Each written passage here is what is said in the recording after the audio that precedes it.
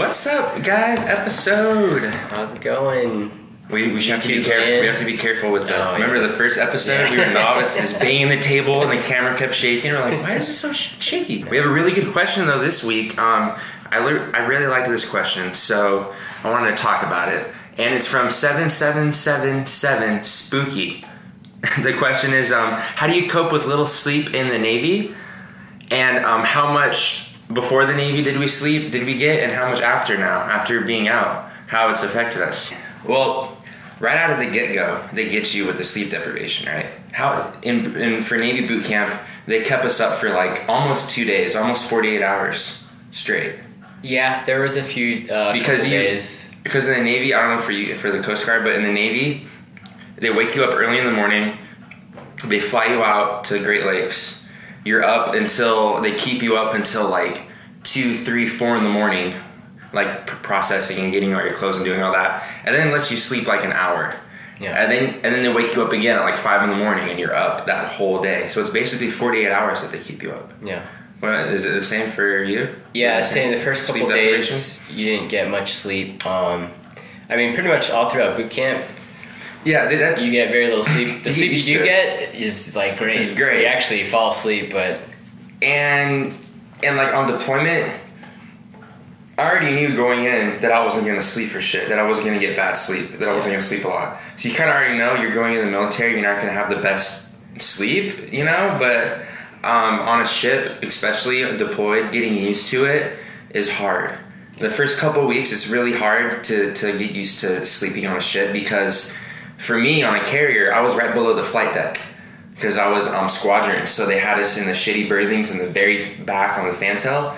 So we would hear, up until 2200, up until flight ops was secured, whoosh, whoosh, F-18s landing. But after a while, though, it's kind of like on the Coast Guard ship, did you have like noises that you would get used to and would actually help you fall asleep? Yeah, like the drones, like the humming, or like the... Yeah, your body just gets used to even like the rocking of the boat. Like you get used to all that. Your body kind of accommodates it, but you still overall, like, especially when you're underway, there's just so much going on that you definitely get some sleep deprivation. But yeah, you learn ways to deal with it though. Like I swear to God, I just met Dwight Schrute from The Office.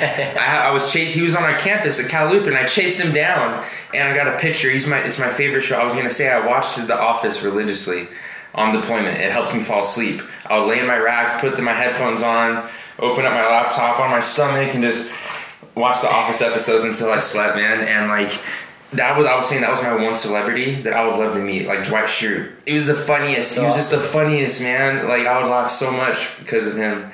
And I finally got to meet him. I have a picture. It's on my Instagram below if you want to check it out. But yeah, you find ways to help you sleep. Like I watch The Office. Some people, I used to listen to the boozy, to like music. Oh yeah. To help me fall asleep. I had books on tape. Books on tape. Think about ways before you go too, about things that'll help you sleep. Yeah. Now they had a good question though. The second part of the question was how much did we sleep before and how much now after? Oh, like being in. Before, did you sleep a lot? Like, were you always like? I definitely slept more before I. Oh yeah, I slept more before. I think part of it now is just us being older though. Yeah, and then you get used to like waking up 4 or 5 in the morning. You get used to that. Yeah. But then after now that I've been out, you kind of fall back into the habits. Like fall right back into the habits. So it's the only good thing is though I've noticed is that I can go on little sleep. Yeah, I can go on. Whereas like my girlfriend will be like dead on 5 hours, 6 hours, 7, and she'll be dead. Whereas I need like 4 or 5 hours. Yeah. I can go to sleep at midnight, wake up at 5. Yeah. I'm good. I'm like, all right, let's do it. It's good to know that you've done it. You've done those. You can do it again. You've done those deployments where like you worked 15-hour days and then you only got to sleep 5-6 hours and you got to wake up and do it again.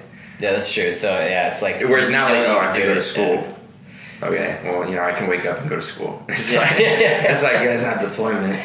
But yeah, so that's a good question though, because after I definitely sleep less, but I can do more with that, less sleep, I feel like. And I can wake up really early and I'm super productive. Yeah. Like I'll wake up at like 4 in the morning and like do my homework and stuff. If I have to, I can. Whereas before, I mean, anyone can if they absolutely have to. Yeah, but now it's just... It's a lot easier. It's easier. Yeah. I don't want to do it, but it's easier. Yeah. Whereas, like I said, like people around me, I see like struggle on little hours, whereas like I'm good to go. But yeah, I really like that question, Spooky. Thanks a lot for that. And definitely leave more questions like this. I like the ones that like you don't really think of to ask, like how much sleep. Like, oh, that's a pretty good question to ask. Actually, I didn't really think of that. So yeah, we will see you guys next week. Like I said, these will be more earlier on in the week, more like Tuesdays, Wednesdays. We'll be doing this. And yeah, leave more questions below. And on the Facebook, I check those questions more. I use those questions more than the YouTube comments because it helps us out. Our Facebook also. So, all right, we'll see you guys later. Cool.